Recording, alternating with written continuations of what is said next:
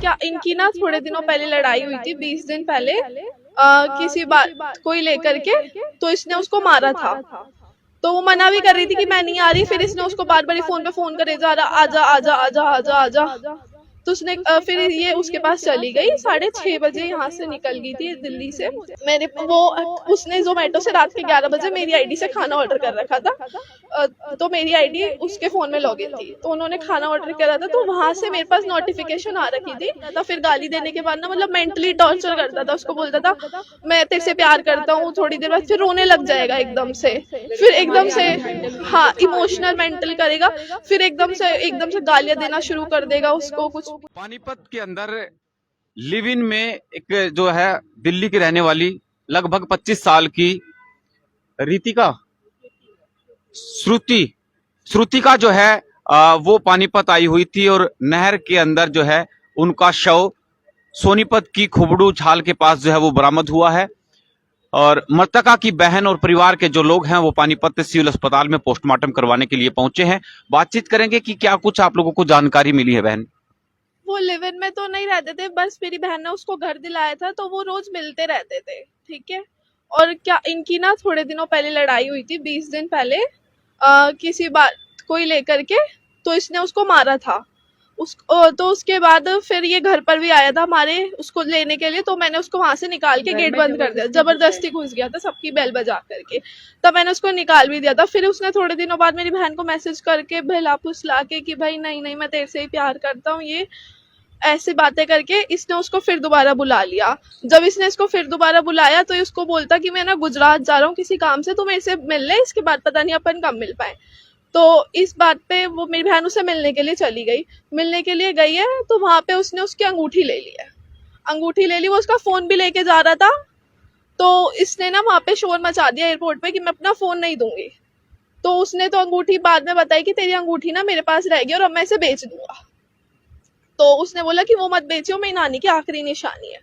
ये बात हुई है। उसके बाद फिर इन दोनों की बात बंद हो गई। फिर इन दोनों की जो गाली गलौज जो भी इसने उसको दिया, इस लड़के ने, इन दोनों की कहा सुनी होती रही। उसके थोड़े दिनों बाद वो अजमेर जा रही थी, अजमेर जाते जाते पूरे टाइम उसको फोन कर रहा, तू मेरे से मिलने आ जा, मैं तेरे से प्यार करता हूँ, मैं आ रहा हूँ मैं आ रहा हूँ, ऐसे बोल के उसको पूरा टाइम फोन पे फोन करता रहा। उसके बाद उसने कहा मैं नहीं आ रही, मैं अपनी बहन के साथ जा रही हूँ। उसके बाद भी इसने क्या करा, उस थोड़े दिनों ब्लॉक कर दिया एक दूसरे ने। फिर इसने उसको फिर दोबारा से फोन कर दिया। इसको उसने फोन करे 3-4 तारीख को सुबह की ना, मेरे से मिलने आ जा, मैं यहीं पर आ गया हूँ पानीपत में। तो उसने उन दोनों की क्या बात हुई, उसके बाद इसने उसको अपनी बातों में बहला करके पानीपत बुला लिया। तो वो मना भी कर रही थी कि मैं नहीं आ रही, फिर इसने उसको बार बार फोन पे फोन करे जा रहा, आजा आजा आजा आजा आजा। तो उसने फिर ये उसके पास चली गई, 6:30 बजे यहाँ से निकल गई थी दिल्ली से, मुझे बता के गई थी और किसी को नहीं, घर पे सिर्फ मुझे पता था। तो उसके बाद ये जब बोलती है कि वहाँ पे 9 बजे मेरे पास उसका फोन आया था किसी घर के काम से, तब मेरी उससे फोन पे बात हुई थी। उसके बाद 11 बजे मेरे पास उसका मैसेज आया है कि इसने मेरी अंगूठी बेच दी है और ना ये बहुत बेकार इंसान है, मेरे से झगड़ा हो रहा है, ऐसे करके उसका मेरे पास मैसेज आया। मैसेज आने के बाद मेरे पास, मैंने उसको, क्योंकि मेरे को वो हमेशा 2 बजे फोन करके बता देती थी कि क्या कंडीशन चल रही है अगर वो जाती थी तो मेरे को उस दिन फोन नहीं आया 2 बजे तक। तो मैंने उसको लास्ट 3 बजे फोन करा, तो 3 बजे मेरे व्हाट्सएप पे मैसेज आया उसके फोन से कि बहन मैं घर आ रही हूँ। मैंने कहा क्यों, लड़ाई हो गई है क्या तेरी? तो उसने लिखा नहीं। फिर मेरे को थोड़ी देर बाद मैंने कहा तो क्या हुआ है? कहती मैं ना ऋषिकेश जा रही हूँ और मेरा ना झगड़ा हो गया इसके साथ। तो मैंने कहा किसके साथ जा रही है? कहती मैं ना ज्यादा बातें नहीं कर सकती, मेरे फोन में बैटरी नहीं है, मैं तेरे को वहां पहुंच के कॉल करती हूँ। तो मैंने उसको बोला भी फोन तो उठा ले, फिर उसने कुछ नहीं, कहती फोन में बैटरी नहीं है, डेड होने वाला है। मैं ये सोच के शांत हो गई कि ठीक है मेरी बहन जा रही होगी, मुझे फोन कर देगी। मेरे को कोई भी अता पता नहीं चला। पहले 12-1 बजे तक इस लड़के का फोन रिंग जा रहा था, जाने के बाद 12-1 बजे के बाद फिर इसका भी फोन स्विच ऑफ होने लग गया। जब इसका फोन स्विच ऑफ होने लग गया तो मेरे को तब तक था कि तसल्ली की मिल जाएगी। जब इसका फोन स्विच ऑफ हो गया उसके बाद उसने जोमेटो से रात के 11 बजे मेरी आईडी से खाना ऑर्डर कर रखा था। तो मेरी आईडी उसके फ़ोन में लॉगिन थी, तो उन्होंने खाना ऑर्डर करा था, तो वहाँ से मेरे पास नोटिफिकेशन आ रखी थी, तो मैंने वहाँ से जा कर के इनके जो भी होटल वोटल है उसका एड्रेस निकाला है। एड्रेस निकाल करके मेरे को कोई अता पता नहीं चला है, तब मेरे को उन्होंने वहाँ पे पुलिस वाले बैठे हुए थे, उन्होंने मुझे वहाँ पर बताया कि क्या बोलते हैं, आपकी बहन नहर में ऐसा हो गया है। ना मुझे पुलिस की तरफ से कोई फ़ोन आया था 4-5 बजे, क्योंकि उस लड़के ने नंबर ही नहीं दिया, और वो रात के 2:30 बजे की बात है, वो 3 बजे पुलिस स्टेशन में कंप्लेन करने के लिए जा रहा है। 3 बजे जब वो पुलिस स्टेशन में कंप्लेन करने जा रहा है, तब वहाँ पे सीन हुई, और उसने तब भी पुलिस वालों को मेरा नंबर नहीं दिया है। कहता मेरे को याद ही नहीं है, जबकि मेरी बहन का फ़ोन उसी के पास था। और उसने जो रात, और ये फिर उसके बाद मुझे पुलिस वालों ने बताया कि यहाँ पे ऐसी घटना हुई है, पानीपत आई है। तो मैं रात के 10 बजे पानीपत आई हूँ। वहाँ पे मुझे पता चला है, जो उधर से सीटीसी